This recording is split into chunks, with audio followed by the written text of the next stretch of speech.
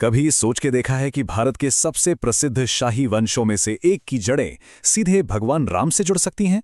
जी हां, आज हम कछवाहा राजपूत वंश के उसी शानदार इतिहास की गहराइयों में उतरेंगे जो सूर्यवंश की एक बहुत ही अहम शाखा है। तो चलिए मिलकर इस शाही सफर की शुरुआत करते हैं।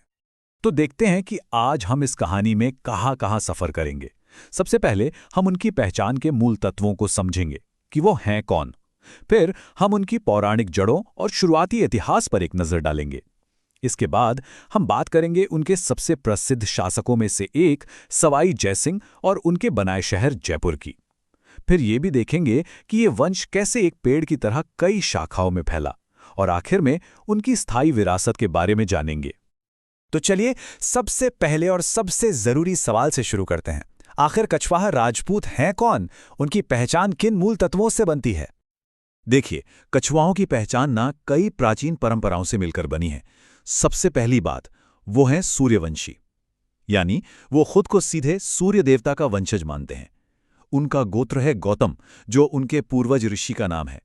वो सामवेद को मानते हैं, और गोभिल गृह सूत्र वो किताब है जो उनके धार्मिक और पारिवारिक रस्मों रिवाजों का गाइड है। ये सब मिलकर उनकी एक बहुत ही अनोखी पहचान बनाते हैं। और यहां एक बहुत ही दिलचस्प बात सामने आती है। इस वंश की एक नहीं बल्कि दो दो कुलदेवियां हैं। कमाल है ना।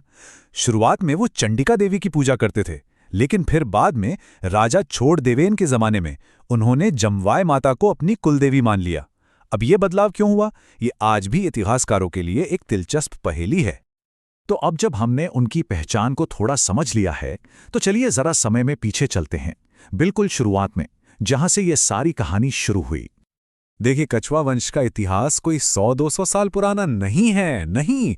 इसकी जड़ें इतनी गहरी हैं कि ये सीधे रामायण काल तक जाती हैं। जी हां, माना जाता है कि ये भगवान राम के पुत्र कुश के वंशज हैं, और यही बात इन्हें भारत के सबसे प्राचीन राजवंशों में से एक बनाती है। ये टाइमलाइन हमें दिखाती है कि कैसे ये वंश पौराणिक कहानियों से निकलकर इतिहास के पन्नों पर अपनी छाप छोड़ता है। कुश के कई पीढ़ियों के बाद सूर्यदेव सिंह ने ग्वालियर का वो शानदार किला बनवाया, और फिर राजा नल ने नरवर के मजबूत किले का निर्माण किया।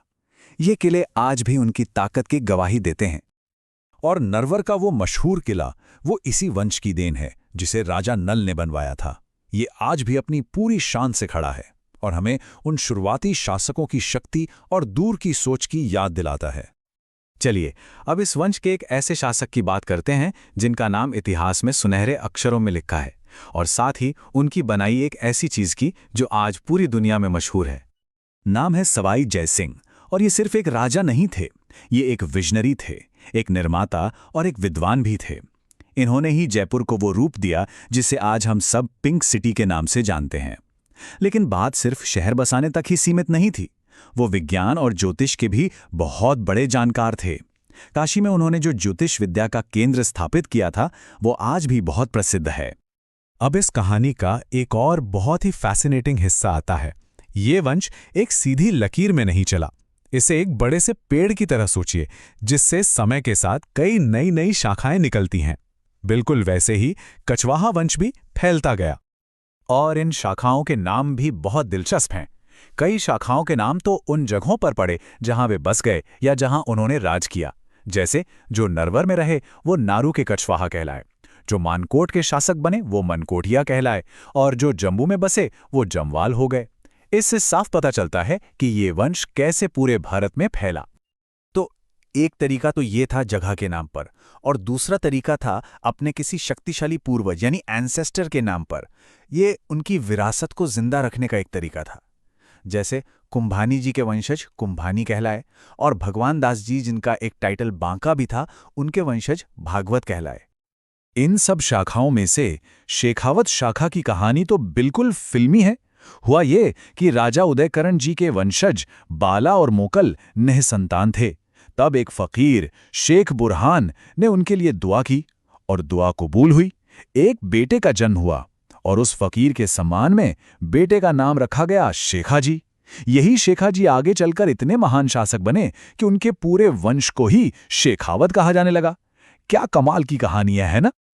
तो इतना सब कुछ जानने के बाद, इतनी सारी शाखाएं, इतना लंबा इतिहास, आखिर ये सब हमें कछवा वंश के विरासत के बारे में क्या बताता है? जरा सोचिए, एक ही परिवार से 20 से ज्यादा प्रमुख शाखाएं निकली।